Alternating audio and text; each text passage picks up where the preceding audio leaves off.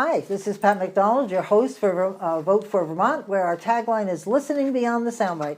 It's our first evening back after a long hiatus this summer, and we are certainly planning on covering the legislature going forward and getting you all the information that we hope you will be interested in and use to your advantage. Joining me tonight is a new co-host, Linda. Linda, how are you? I'm fine, thank you. It is nice that you're joining us. Can you tell us a little bit about yourself before we introduce our guests? Sure, thank you. Linda Joy Sullivan, currently the representative for Bennington-Rutland. This is my last term. I'm a CPA. I do forensic work, and I live in Dorset and currently a second homeowner in Newport. And I'm married to Alan Sullivan, an attorney, and we have lovely kids and grandkids, and we're proud to be here. Good for you, thank you. And just so that you know that we're in association with Campaign for Vermont, and Linda just joined our board of directors, and we're very thrilled to have her. And our guest tonight is another representative, Jim Harrison, who is serving your, how many terms? Well, someone asked me that earlier. You couldn't remember, right? Fourth term, but really it's really 3.5 terms. Well, I came in midstream. But you got sworn in, so that makes you, that's it. Let me introduce Jim to you. He is from Chittenden, Vermont, Rutland County, and was appointed to the House in 2017, elected by district voters for the 2019, 2020, and 21 and 22 terms. He's the former president of the Vermont Retail and Grocers Association, which is where I met you. So how long ago is that? Position he held for 29 years. He has served on the House Appropriations Committee, and we certainly want to congratulate Jim for winning re-election. Hard fought. I know you had a great website, may I say. Yeah, I was running against myself. So. I always wanted to have that happen, running against myself. But I asked him to be on this show, our first show of the season, for a couple of reasons. One is he serves on the Appropriation Committee, which is sort of the committee where every bill that has any money in it has to go through appropriations, more or less. You know, sometimes maybe some sneak through, but I think more or less you have to see all those bills.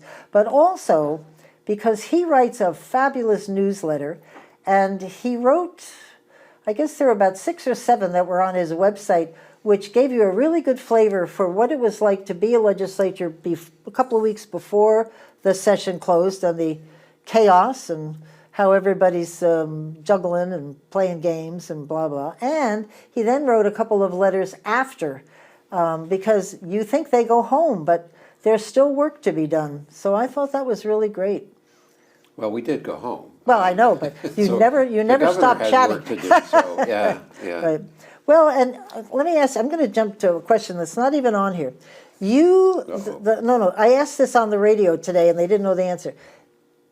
When the legislature left the session, they did it, you wrote what's the word, without a date. Signed die. Signed die. Yeah. Then it said that they could resubmit bills, but they have to reintroduce bills, do they not? Or can they just, like one of the bills that is going to come back was already passed the House, but they can't enter it into the Senate. It's got to go through the whole process again, right? Right. As you know, Pat, we have a 2-year biennium. Right. And the second year of a biennium is just a continuation of year 1. Right. So even though we might adjourn in early May, Linda knows this as well, everything carries over to the second year. Where it left off. Like if it passed the House, exactly. it would get introduced in the Senate. And there will be typically bills on the calendar ready for action, et cetera. The second year of the biennium, when the legislature adjourns sine die, I guess that's Latin, without date, which means we're done, period. When that happens, the legislature can only return if the governor calls us for a special session.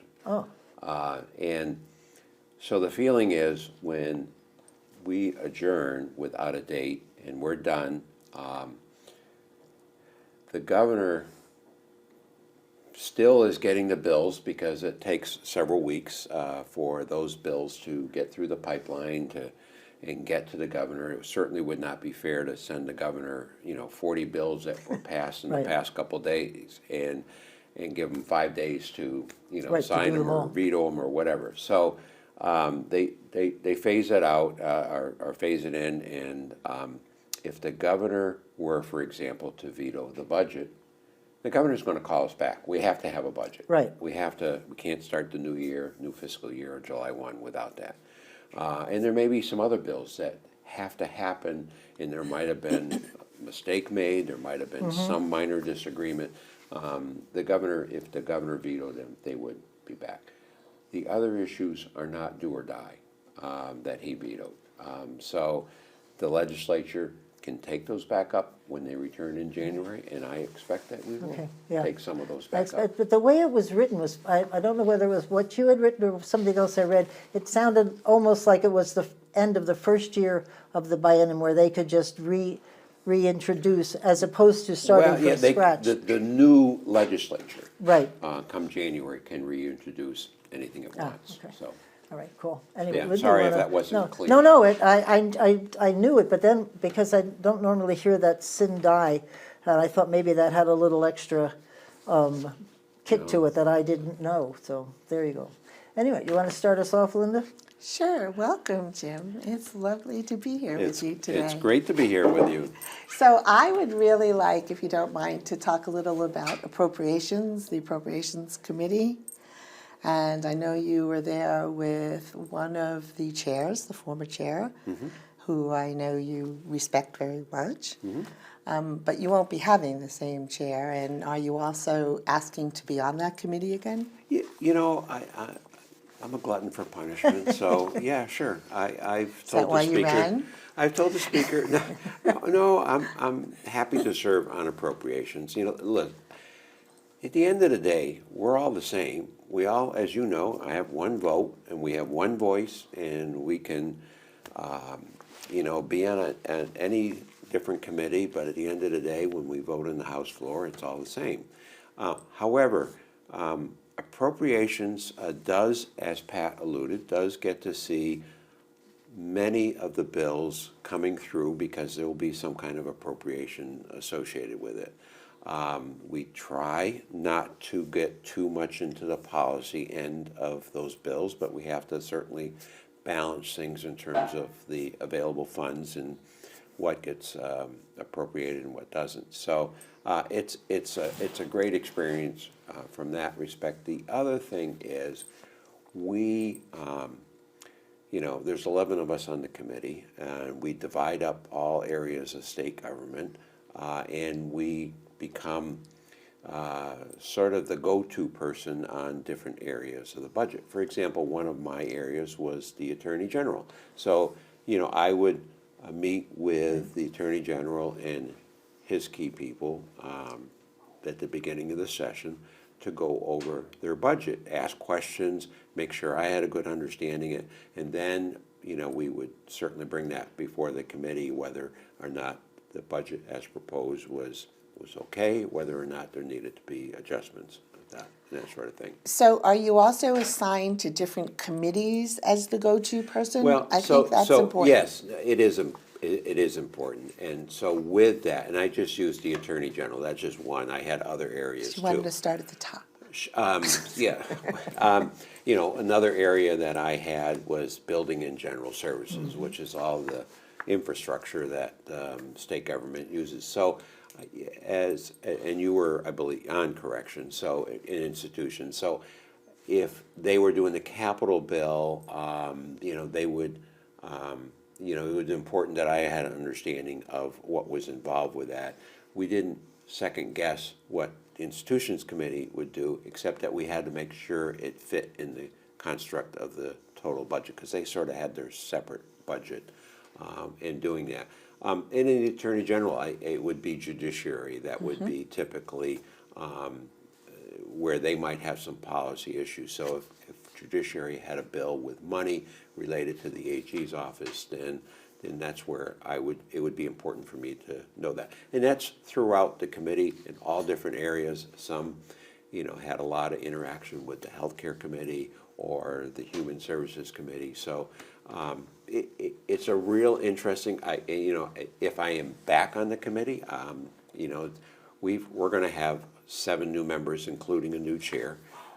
So likelihood we will get different areas to divide up just because of that. And that's fine. It's part of learning, all about what state government does. So it's all good. We had an excellent chair. Mary Hooper worked very, very hard. And she had the advantage of one time, being a commissioner in state government and working in the legislature in different committees and being on appropriations. And she was the mayor. And the mayor of Montpelier. So she understood a lot, but she worked very, very hard. It was not uncommon to get calls, messages, emails with questions 7 days a week throughout the weekend. I mean, she did not take any time off. So I hope she enjoys her break and find something to do to keep busy. But she worked very, very hard. So. Just if I could just ask on appropriations, just one little more question. So what happens if you can't find the money that you need for a bill? How do you do that? Sure. So fortunately, we've had the advantage of a lot of federal funds the last couple of years. Right. So it hasn't been a big an issue in terms of finding money while I've been on the committee, because I've only been the last 2 years.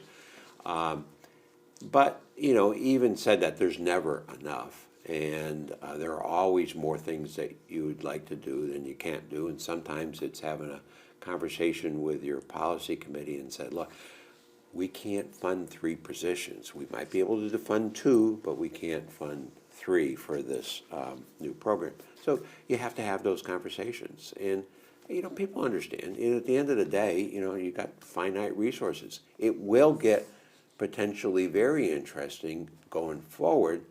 The federal money has been basically allocated, and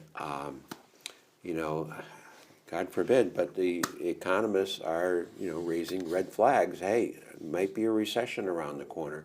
So while we're still running well ahead of projections for state revenues, that may not continue and probably won't continue going forward, and we will need to be cognizant of that as we're spending our state dollars. Thank you, because I know the Appropriations Committee really works hard. Yeah, and they're very rarely, I find, sometimes you're not on the floor very often. Yeah, and that's what I miss most. Yeah. I do enjoy, especially early in the session, you get to know the other members better, and they only see us if there's a important vote or something, we're called out, and they say, who's that? It's like, but especially the new members. But later in the session, after we've sent the budget over to the Senate, obviously we do get to participate more. Yeah. But there's, we don't want to prolong the session any more than we have to, and certainly committee time to get through all the areas is important. So I'm thinking about the new members. I'm assuming that they will ask current members to go on appropriations, not necessarily new right out of the gate, because that is a serious learning curve, being on appropriations. So you'll probably see seasoned legislators. It will be more than likely. I'm not the speaker, and it's her call, but more than likely it will be committees that have got a couple of years behind them. Right, because that is not something you can just walk blindly into without any experience. Not easily. No, I would even think your first year was... I'm learning all the time. Right. Yeah, I'm learning all the time. So. Yeah, and I agree with you. Mary did an incredible job. I was watching from home, which I hope to goodness they'll keep that up. I loved it. Yeah, no, I think that will when you continue. see, and when you're in committee and people are in the room, you maybe have 10 people max, but on Zoom you've got 45, 50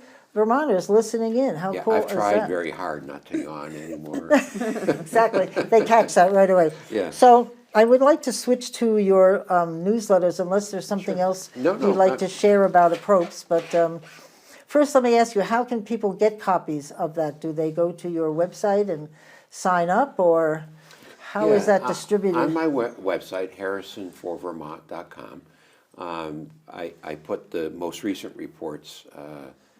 There's a section on there for the most recent reports, but there's also a link for a sign up. I mean, Good. anybody can get it. I also do a weekly column, which is pretty much the same, although condensed version of my weekly report, my email report, and that goes in our weekly paper in That's our great. area, the Mountain Times in Killington. Oh, right. So, Yeah, that's a good paper. it serves our Yeah, district well. good. So I'm happy to do that, and they apparently happy to have me write them a column. Oh, So that's great. Well, I used to do that for the World here. It's good. So your most recent letter, as you talked about it, I loved it. It was entitled, "And the Stockings Were Hung." And ... I would just like to turn the show over to you a little bit for you to summarize that letter, because I thought it was fascinating. And Yeah, thank you. I mean, none of us know exactly what all the issues are going to be. I mean, we know we're going to pass a budget. We know we're going to do certain things. That we're going to do the yield formula for education. But I'm trying to, whether it's talking to colleagues, whether it's watching the news and press, seeing what the leadership is saying. I tried to make a list of some of the items that have asked in terms of funding. And what will be interesting, and there's some, big ticket items that have been proposed before, and some of which have been, proposed and passed and vetoed, like paid family leave. Right. And there's, childcare. I mean, everyone wants to help with childcare. Right. It's very, very expensive. It's keeping some people out of work, and the cost of having, trained personnel, et cetera. It's a problem, it's an issue. Mm-hmm. But to dramatically increase the subsidies for that, potentially have a huge price tag. And we don't have the luxury of new federal money, so how do we pay for that? And so there's a variety of items like that. We did a universal school meals this year, continuation of the pandemic, which was federally funded. This year we paid for it out of surplus. Again, no one's against doing universal school meals, but who pays for it? Right. And, that might be $30 million. I don't know what paid leave was, but I want to say 90 million before when it was vetoed. Childcare could be over 200 million. So there are items like that. Which of those, if they're each a Right. stocking, Right, some of those stockings are going to be empty. right. Because I don't think we're going to pass them all and fund them all. Either that, we're going to cut in a lot of areas of state government, which is fine. State budget should be about priorities. I don't think we have the stomach to increase all those revenues. Now, I may be wrong, and I've been on the losing side before. Right. But I just, it's caution, and that's all I was trying to say. Plus, it's the holiday. I mean, who could not be Being a thinking little about cheerful, Santa right? Claus coming and, Exactly. So- Well, there are some, excuse me, some really big ticket items, and I know the pension, I think, is one of those as well, because there are some of us who think last year's bill didn't quite go too far, or and far pension enough. may not have gone far enough, and the governor vetoed it. Right. And part of it, his belief, and he may be right, that it was, too rosy a picture. It didn't build in assumptions for a recession, which, the economists say may be around the corner. But the package that was put together was the best the Right. team could do I agree. in negotiating something. Right. And to not do anything would have been a mistake. Yeah. So, and we used, to help with that, $200 million of one-time surplus that probably would have got spent somewhere, and that was to help shore up Right. the pension fund. So the overall liability has decreased. Some of that's an accounting area, but it was a positive bill. Right. Do I wish it could have gone further? Sure. But Well, we're just worried we're going to be back in another year or two with similar issues because I think, for me, I think they've got to look at new hires and there's a lot of resistance to that. But if you hire somebody knowing the facts, if they're different, that's what you have to do. But anyway, that's a big issue. No, you're absolutely right. And Linda has introduced legislation on pensions before and been critical of not being able to do that. Most of private employers have gone to defined contribution, 401k type plans, because they know what their liability is, they know what their cost is, and they pay for it each year, and there's not some surprise because of some stock market went down. So, whatever. And that way, and what the governor had proposed is just make it optional for new hires. Make it optional. That's what I think. And But we'll see what as happens. an employee, I like options. Just tell me And what the you're going menu to is. have- You're going to have a new treasurer who's going to have some opinions on the pension and other things. So you'll be able to work now with new options. Right. Or maybe not. Mike Pichak is very up on the pensions. I Right. had him on a radio show, and I wasn't surprised because he's a very smart man, but he really grasped it. I think he's been using this time wisely with Beth Pierce. Well, he was also on the task force. Right, exactly. And did support He knew the his final stuff. package, so, Yeah. That's good. Anyway, so Yeah. So a little bit more about your newsletters. One of your newsletters, you said issued a warning. Do you remember that? A warning. You went, a little, I think you sort of touched on a little bit the economic, Yeah. what's coming for us. right. Oh, okay. Beware. Yeah. Be naughty or nice. Don't spend too much. We have to be careful. As I mentioned earlier, the economist that works for the legislature, Tom Gavel, painted a very nice picture of, the revenues are coming in, they're above projection, all is good. But there are headwinds because things do go up and down. And, what was interesting, and I pull out his chart and looked at it, he said in October of this year, 63% of the economists surveyed by the Wall Street Journal said we're headed for a recession in 2023. If you went back to July, that number was 49% of economists. If you went back a year ago, July of 2021, it was like 12% of the economists. So 2021, things were looking good. We're starting to make headway in the pandemic. People had extra money. We had a lot of programs going in. Come to 2022, all of a sudden now we have inflation.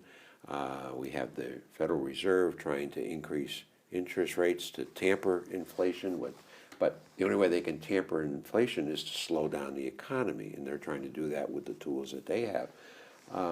So I don't know. And then I look at the stock market, and that's going all over the place, mostly down lately, not up. So, Right. But also, we're coming out of the pandemic, and so Yeah. it was hard to predict. So, it is hard to predict. To the 12%'s credit, they probably wanted to watch. You know what I'm saying? They I'm not want going to to watch. second guess anything that was done either at the state level, at the federal level with the pandemic. Right. No one knew. Nobody No, knows. right. Nobody Nor knew. do they I know. agree with Yeah. you. So, I think all the criticism was like, this is the first time. Yeah. Who had a practice session before this happened? We didn't know. It might be good to go back now and assess right and wrong, but no blame. right. Yeah, no blame whatsoever. It's no. just a matter of seeing how businesses fared, Right. how many bankruptcies there were, how many hires came out. Right, You just have to exactly. look, and you just have to look. So at it. we're going to take a minute break here to hear from our sponsors, and we'll be right back. Okay, we can keep talking. Okay. Linda, you want to ask Jim, and we'll be good to go. Okay, Mr. Jim Harrison, Representative, can you tell us a little bit more about your various newspapers? I mean, I know also I'd like to hear. Are we on? Yes, we are. Oh, I'd I'm sorry. also, No, that's okay. really, No, no, if you sorry. have anything else you wanted to add, but more interesting is we pretty much know that the governor is going to object to and possibly veto any rise in taxes or any type of bills that have an increase in taxes. He's been consistent for the time he's has. been the governor. Yes. And he's definitely open, as far as my experience with him, to negotiation and speaking and explaining. He's probably one of the most open people. So what are your thoughts there? How are we going to get through the new bills coming through that demand tax increases? That's a very, very good question. Oh, thank you. If I knew the answer, the dynamics of the session is going to be different. Right. The Democrats have a supermajority. They can, if they wish, and stick together, they can ignore the governor's objections and just do things their way. I don't think that will be the case. I think they're pragmatic to know, one, it's not always easy to have the whole party stick together. And you were one of those that maybe didn't always. You thought independently, and I applaud you for that. Thank you for that. I think that if the governor's been consistent on anything this past 6 years, it's he doesn't want to see us increase taxes. It doesn't want to see us increase fees for the most part. Right. He's been very consistent about that, and I think he was starting at a point that we were paying too much in taxes, and therefore we've got to stop it. Last year he had proposed some tax reductions. It was different than the legislature, but they ended up together, and we did reduce some taxes or gave some credits. So I don't know what's going to happen. The majority party has made it very clear. We have some big ticket items that are priorities, and I don't know how you do those priorities without raising some new revenue. So how will you look at those bills? Will you dissect them and say, okay, this particular bill focuses on raising taxes, but they've also put another area into a bill? Can you divide the bills? Can you amend the bills? How are you going to really focus on the wording in the bills this round? Well, I think compromise is always possible. If you're at a point, though, where your line in the sand is no new revenue, period, it's harder to compromise if you're the other side and you're trying to. I'll take paid family leave, for example. Why not? You could have a bill that starts off with, we're going to have 12 weeks of, leave that each person is allowed for each year for, sickness of illness of a family member or taking care of an elder or a new child. And, the cost of that is X. Let's just say it's $100 million to pick a round number. That's going to beg new revenue to pay for that. We don't have an extra $100 million lying around. So, the governor may say, hey, I'm not on board. If you're going to do that, you're going to do it on your own. And on the other hand, he may say, if we did a 6-week program, and I don't want to speak for the governor because I can't, and I have no idea where he is, then that might require, with some strings, much less revenue increase, and or maybe there's a way to leverage some federal dollars or leverage some other things in the current budget, replace something. Maybe there's a way to get a compromise done. I don't know. But I think those types of conversations are going to be very, very difficult. I hope they happen, because compromise is something I haven't seen used as often as it used to be used years ago. I think we all used to say the best bill is the third bill, your bill, my bill, and the compromise bill. Sure. I don't think we see that third bill too often anymore, and especially with a heavy majority. I talked to Shap Smith one time when they had the majority, and I said, sort of piece of cake. He says, you'd be surprised how hard it is for the speaker because you have to keep everybody happy. Right. And they run into problems. We all represent different districts, which are Different. The district I represent is different than the one Linda represents. There may be some similarities, but there are certainly differences. And regardless of party affiliation, we all think a little differently. And so there's that dynamic that you throw in there, and we all have different life experiences as well as our constituents. So I am sure, is a real challenge sometimes to keep everybody. Well, he was funny when he talked about it. He said, just try it, having all those people go home happy, because we are in charge. Right. And how can they go home and say, I couldn't get what you asked me to get?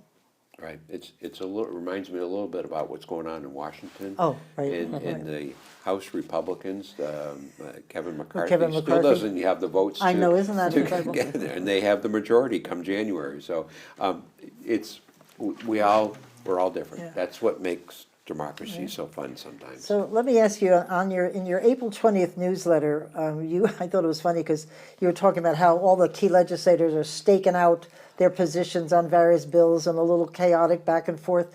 But you also warned that the education fund could see a significant shakeup, and you used those words because you were talking about the new student weighting formula, Yeah. which concerns me. We followed it, Campaign for Vermont followed it quite a bit last year and wrote about it.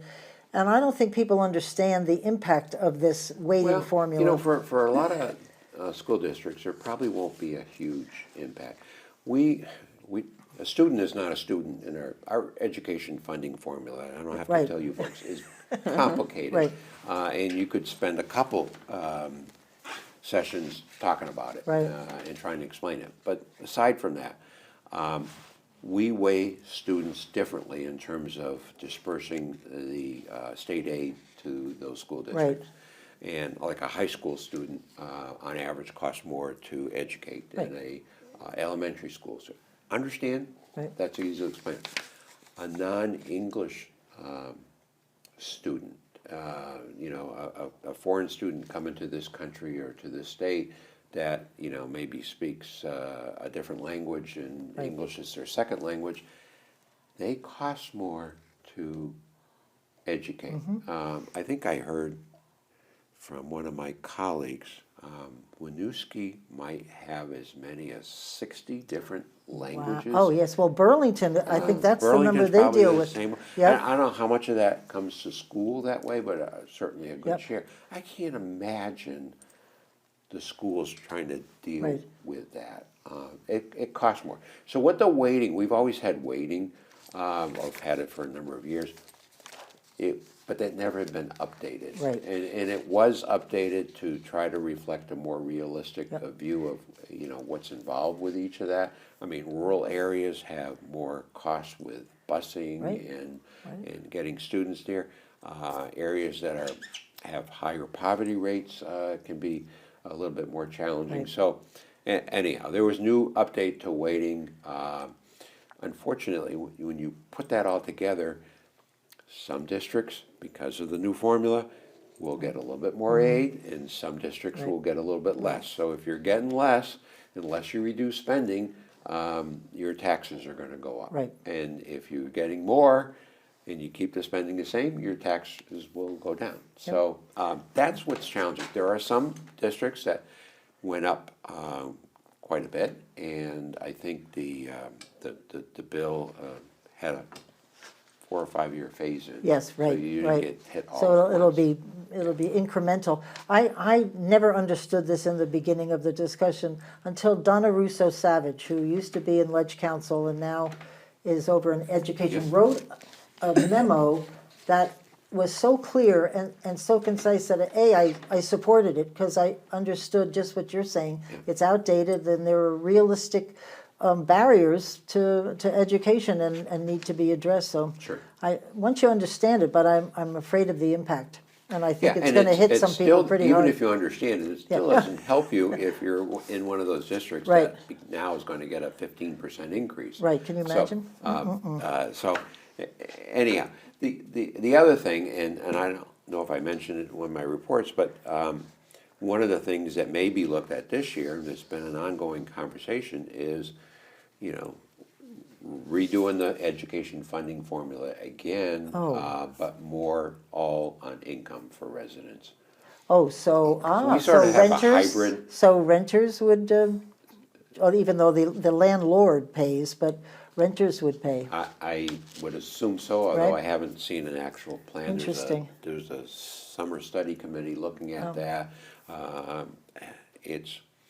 We're a hybrid right now. I Right. mean, I think it's 2/3 or 70% of Vermonters actually pay based on their income, property Right. taxes based on their income because of the income sensitivity Right. formula.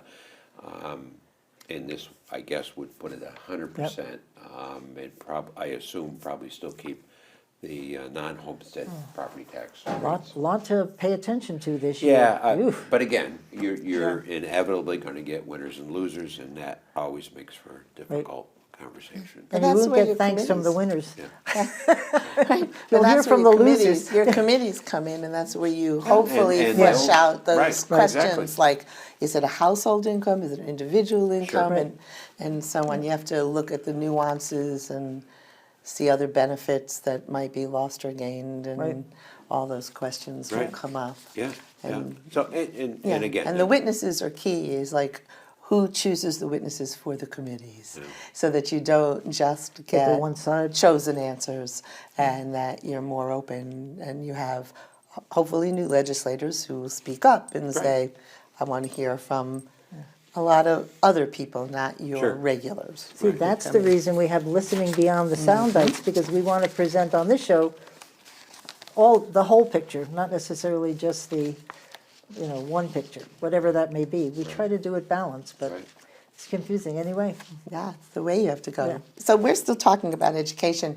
The Senate put out the bill, of course, to probe into making payments on independent schools and religious schools. Sure. And we're going to be looking at those outcomes. What's your feel on that, if you have a feeling?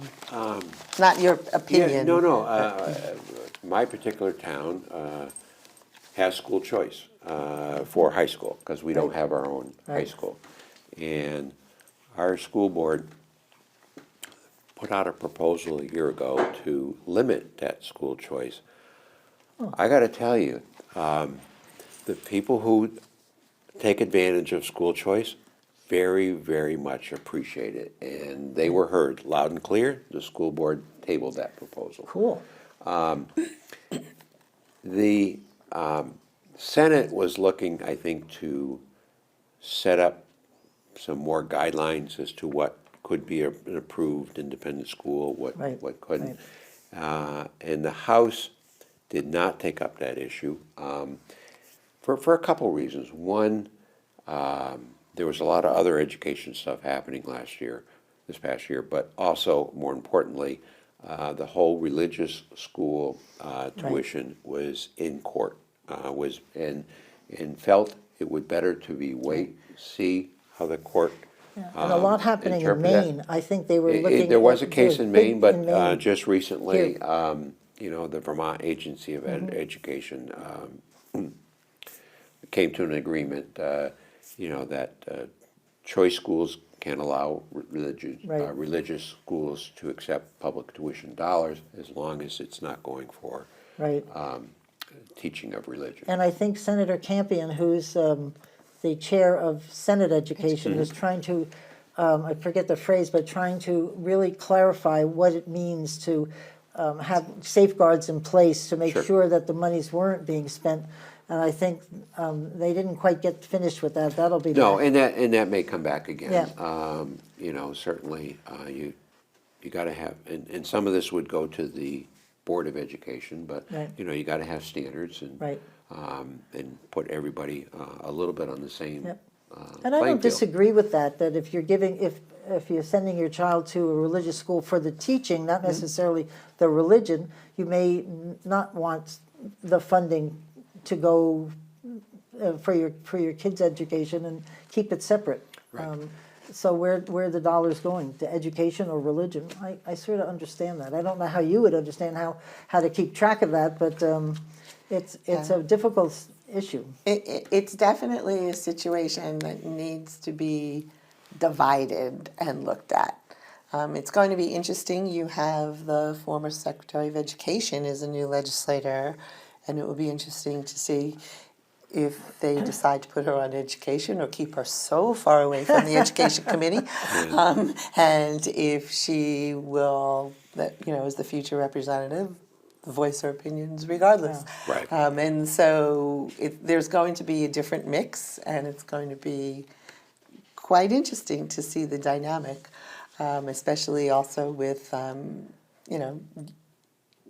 Mr. French, who's, out there and is working so hard as well. Right. So He is an excellent secretary. excellent He is secretary. excellent. And so he's, it's going to be interesting to see, especially, as I said, with a former Secretary of Education who has been inside and is now Right. coming outside and advocating Right. for constituents as opposed to setting the actual, parameters and, guidelines. Yeah, I hadn't thought about her role, but you're right. Whether she's on the education committee or not, she'll be asked for her Oh, and thoughts so rightly opinions. so. I mean, Yeah. she's got the expertise and she's very articulate. Yeah.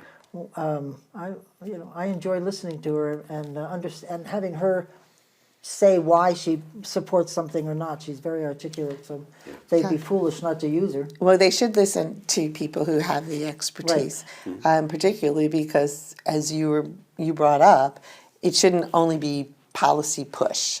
It should not be, Right. Is it because of, union teachers, non-union teachers? What is really going on with this bill? Right. And what's the driving force and what's fair? I enjoyed the Senate Education Committee. Campion he's a good chair. Okay. I can't say that I've been watching them. Oh, on YouTube, but he's very inclusive, which is nice, and all chairs should be that way anyway, but he is especially. So, anyway, I guess we'll talk about the April 25th letter. Sure. We only have about 15 minutes left. but we've Okay. gotta get It's to, all about the sausage. Yeah, right.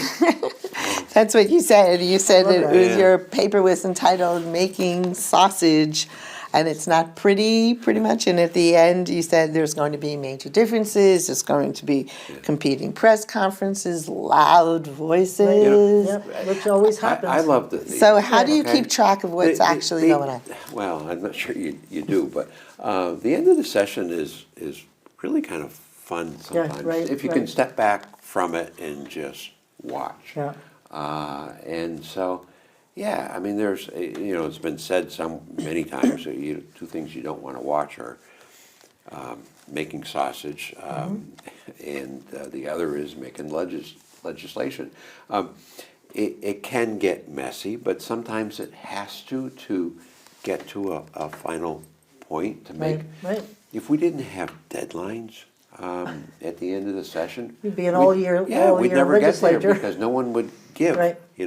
I can remember, Ralph Wright was. Oh, This is the date we're getting out, and that may turn into early morning the next morning, but we weren't going home. No, I right. wasn't a legislator then. Yep.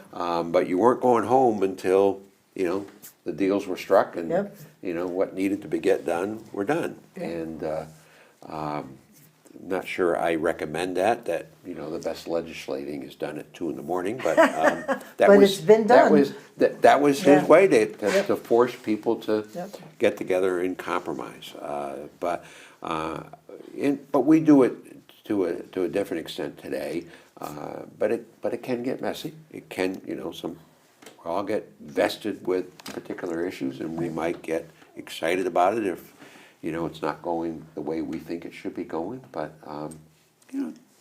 but it is hard to keep track, especially with the committee of conferences. It is. Where there's a difference, just so the listeners, there's a difference in the House and the Senate bill, and then they put a committee together to iron those out. But, sometimes they don't post the, where they're meeting and a few little games like that. Which is, nothing is done, without the official meetings. However, Right. that doesn't mean that the two chairs are walking down the hallway and they have a Oh, for sure, conversation. of What course. if, would you guys, you'd be open to, if we did this and in exchange you did that, and, Right. next time they meet, they talk about it publicly and then they make a decision. Yep. But it is hard for, it's hard for legislators to understand, and, so we rely on talking to one another. Right, Hey, exactly. Linda, what's going on in Right. House Commerce? I mean, it's, That must have been hard during COVID for you. oh, it was very hard. On the Yeah, on there the was no Zoom meeting. hallway. I mean, yeah, there's no But you know- cafeteria, there's no hallway, Yeah, no you nothing. learn to be a better important. texter. Right, but the key with that also is usually you want real-time responses and discussion. Right. And when you were on Zoom, even if you were excellent at texting or typing, right. sometimes you were shut down or should have been shut down, okay, because you're on the floor and there's roll calls Right. and votes. So you would like to speak to somebody ahead of time, can't. you can say, meet me in the hall, not to twist somebody's arm, but to get information. Right. And to see, well, gee, we need this, and that would lead to amendments. Right. And amendments are important. Right. That's how you actually bring to the surface in the House the other areas that could fix bills. But compromise is an integral part of it. I'll give you one quick example. Yes, please. End of the session, the minority party doesn't have a lot of leverage, but one of the leverages they can exercise at the end is if you're trying to get out by a certain date, is don't suspend rules. A lot of things get just done lickety-slick, and they're done. And like if you blinked, you missed it. And that's not always good, but, because you can miss some things. But there was a bill that came to the House floor, it was on law enforcement, and it had to do with, we all want information and data on, various stops or encounters with law enforcement, what was their race, what was their age, what was, Right.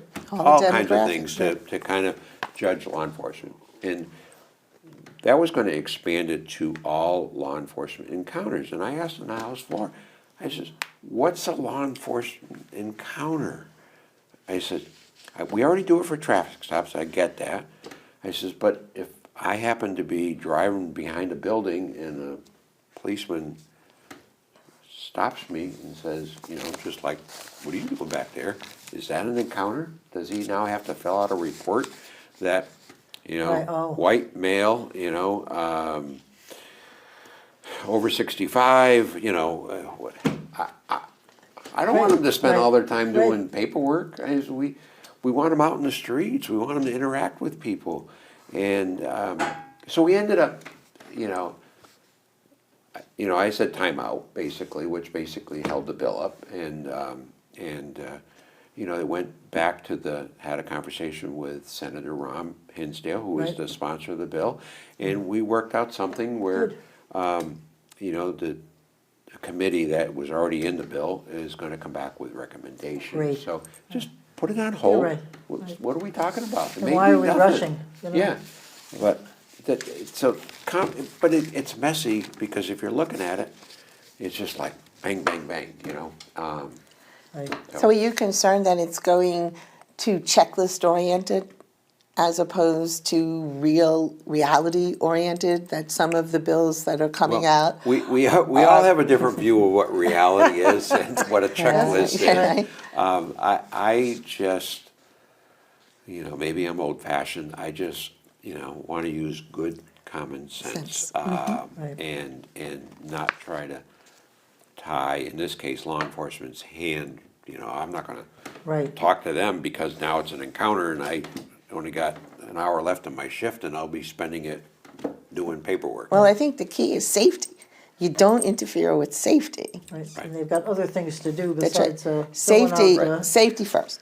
yeah. Yeah, I can agree with that. Yeah. So in the time I've left Jim, and I just would encourage you listeners to check out Jim's newsletters. They are truly interesting and gives you a really good insight into what the heck, how to make the sausage.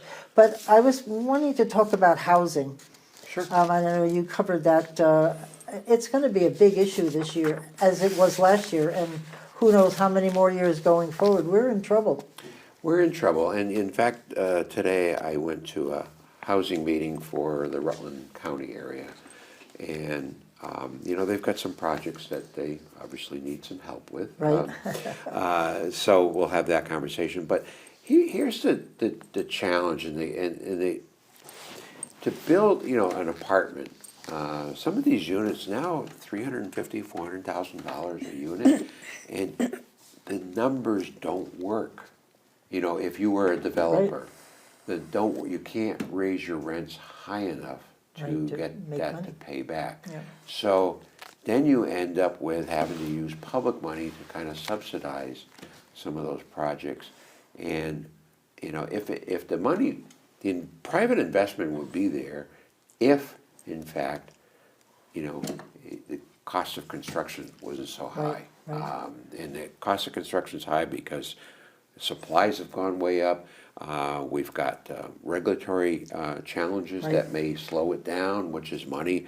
We also have a workforce shortage. I mean, you can't hire enough contractors to get the job done. So all of that adds money, and the more money you add, and still trying to make it affordable, the two Yeah, just and, don't and meet. we can't attract people from outside the state either, because they can't find a place to live that are equal to what they left and that they could afford. It's very telling today when major employers like UVM Medical Center or UVM are now going into the housing business. Yeah, Casella down in the Rutland area is buying part of the College of Wow. St. Joseph's campus. And part of that's for some temporary housing for new employees or employees coming for training. They had no place to put them.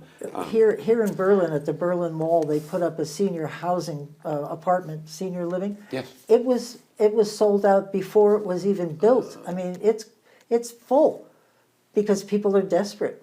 And for a while there, people were coming up from New York buying houses sight unseen. Just find me a house I can afford. Right. It's really bad. Great time to sell, bad Yeah, right. time to, Exactly. to About find time a to place. buy, but- Yeah. Yeah. Yeah. No, it's a scary. challenge. I don't know what the answer is We've either. invested a lot of federal dollars. We've invested a lot of state dollars, but there's no simple Right, answers. right. Tiny homes, those little Yeah, tiny homes. and for a lot of They're areas, cool. Yeah, mobile homes. yeah, mobile homes. I mean, they're not an ideal situation for long term, but we got an issue today. We can't keep people in motels forever. We got to Right. figure out ways to. Yeah, I think I had one of the mobile home people come on this show, and that's a good place to start for beginning Sure. beginning home ownership, to build yourself up. There's nothing wrong with it. They're great. They're great. But don't you find also that Act 250 influences where the housing is It does. going to go, as well as you build houses to put, say, employees in or to attract people who want jobs, but the location of the housing should be where the jobs are. So for example, if you lived in New York and you want to work in Manhattan, you can't afford it, you might move to Queens or a borough and travel. It's more difficult to travel here, so why build the affordable housing in an area where somebody cannot get to where the jobs are? So that should also be looked at. Yeah, Not I want my house to be near my mother. It has to be, I want my house to be where I can go to work Right. and move on. No, we definitely have to look at any impediments there are to getting projects online and improved. And, construction people- And the regulatory is front and center. When I was in the Department of Labor, all the construction people said, we just want to know, we want some consistency. Sure. How much is it going to cost me? Don't keep pulling the rug, and don't keep saying, Act 250, it's going to cost Right. this. Oh, just kidding. Just tell us how much it's going to be and how long will it take. Sure. And they can respond. Right, But we don't do that. We just, yeah. Sometimes we get in the way. So when we you need to look work at that. your bills coming out, like your Act 250 bills, the hope is that you're going to keep housing in mind. And when you're looking at your housing bills, you're going to keep Act 250 influences and infiltrations Right. in mind. And that's one of the most difficult things for a legislature legislator to do. You say, okay, here's the bill. I can't put it in the four corners of the document. I need to pull all of the bills and see what one line or what one legal word says that's going to change bill number one. Right. So are you ready to do that, Representative? No, I'm going to be busy studying. Right.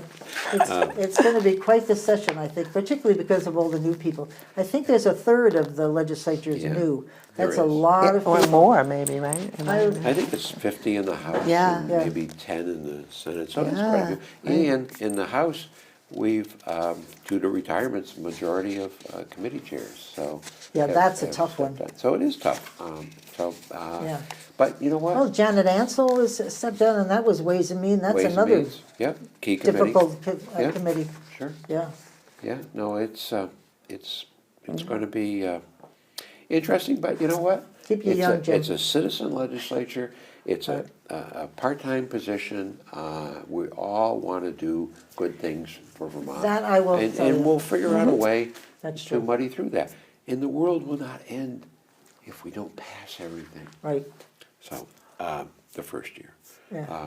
Oh, So- but the second year will determine. Well, by that, there's no honeymoon left. You're golden. You're hitting the ground running. Well, we want to thank you very much for coming on the show. I would encourage you to check out Jim's newsletters. They really are very informative. We only hit on a couple of them, but he did the one you did on September 16th. It was focused on your vote counts, and I thank you for that because people always say, oh, well, this is going to happen anyway. But how many serious bills in the legislature have passed or not because of one vote? Absolutely, your vote does count. yeah. And we can't emphasize that enough. Get to know your candidates. Right. We are in Vermont, are a rural state, and one of the nice things about Vermont is you can meet your state representatives, you can meet your county senate candidates. In a lot of cases, you can meet the governor or For the sure. governor candidate and get to know them and ask questions Yep. and who you're comfortable with, Yep. who do you trust? And, you know, if you want to talk about issues, we all look at things differently, so that's your But I opportunity. think you said it right. Everybody wakes up in the morning trying to do their best. Sure. They may approach it differently than you or I or Linda, but it's not for lack of trying. It's just sit down and have them explain to you why they think the way they do. That'll help you put it into your perspective, I think. It's a great system. No, you're absolutely right. Now, some of my colleagues may, you know, not have the right answers, but Right. Yeah, we- but we'll help them. But also that State House is open anytime. You go in and there's people there can help you and show you around. And it's, first of all, it's a fabulous State House. It is. We are very lucky here. But thank you all for tuning in. This is Pat McDonald, your host for Vote for Vermont, being joined by Linda Sullivan and our guest, Jim Harrison. Thank you. Thank you.